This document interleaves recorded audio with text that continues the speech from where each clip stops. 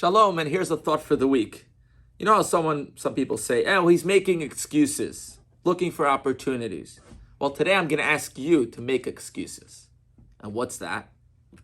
To make excuses for look for an opportunity to rejoice. This week, we celebrated Purim Katan, the small Purim. That is, once every few years, or approximately 7 times in 19 years, we have an extra month, Adar 1 and an Adar 2.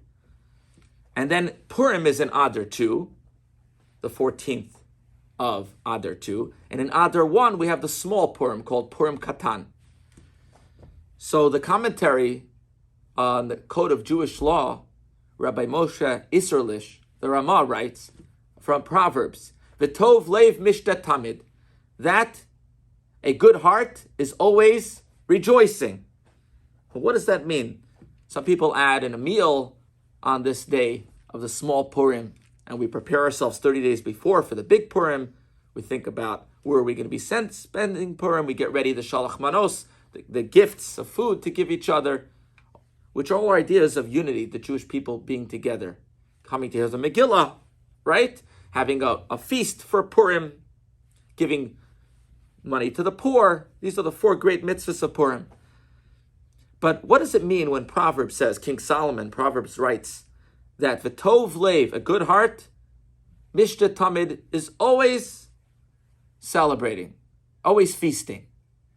And what that means is, one of the things is that we should always look for opportunities to have celebrations, to bring joy. Today, you open up the news and they give you tons of reasons to be sad. They find every single angle.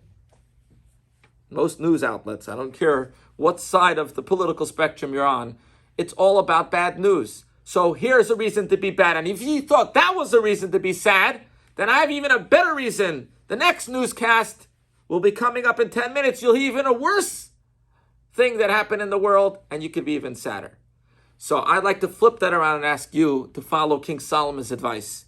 Tov leiv, a good heart, mishtat tamid, is always feasting.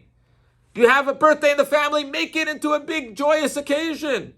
There's a bar mitzvah, there's a wedding. The 7 days after the wedding, you know a friend that got better, came out of the hospital and now is feeling better. Make it into a celebration. Look for excuses to celebrate and bring joy to other people. As strong as there are excuses not to celebrate, when you start looking, and you like the story about the optimistic child who was put on top of a pile of horse dung, and he was jumping up and down excitingly. He says, why are you excited? He says, with so much horse dung, there must be a pony under there somewhere.